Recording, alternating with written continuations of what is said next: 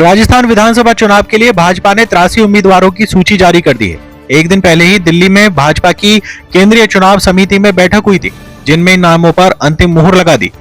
पहली सूची में भाजपा ने 41 उम्मीदवारों के नाम घोषित किए थे। भाजपा अब तक 124 नामों की घोषणा कर चुकी है, जबकि 76 नामों पर उम्मीदवारों की घोषणा होना बाकी है।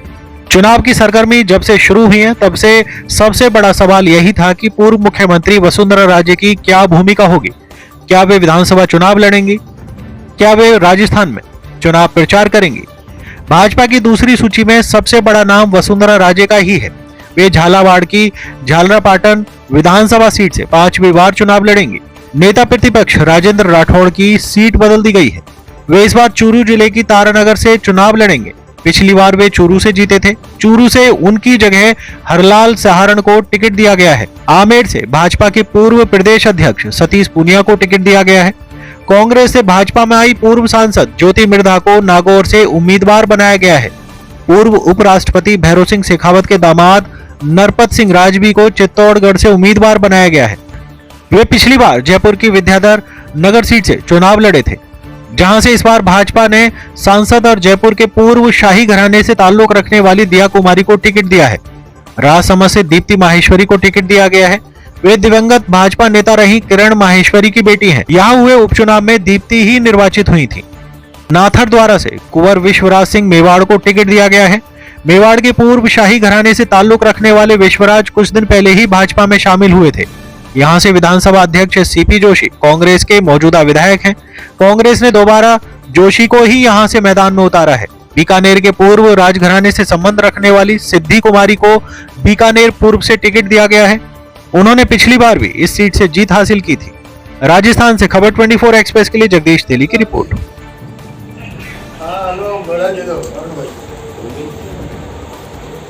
भाई साहब, जय गुरु महाराज, जय स्वामीनारायण।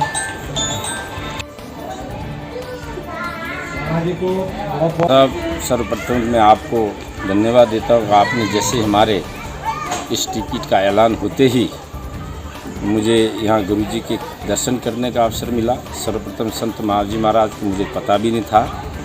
जैसे आते ही ये सुना और मैं यहाँ भगवान महाजी महाराज के दर्शन करने आया ही था। रही बात दूसरी, 2 बार भारतीय जनता पार्टी ने मेरे ऊपर भरोसा किया। सब कार्यकर्ताओं का विश्वास से, जनता के समर्थन से बना।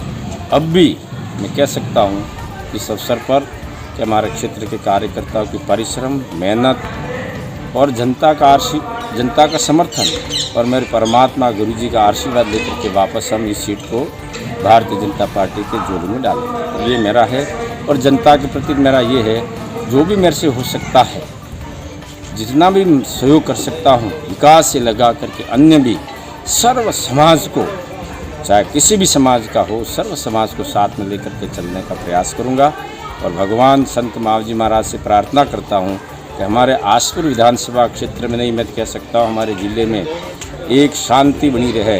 ये चुनाव तो आते हैं जाते हैं, लेकिन हमारे आपसी सौहार्दपूर्ण वातावरण में रह करके, अनुशासन के दायरे में रह करके हम सब चुनाव लड़ करके वापस जाएं और विधानसभा में हमारे क्षेत्र की समस्या को रख करके उसका समाधान कराएं। ये हमारा लक्ष्य है।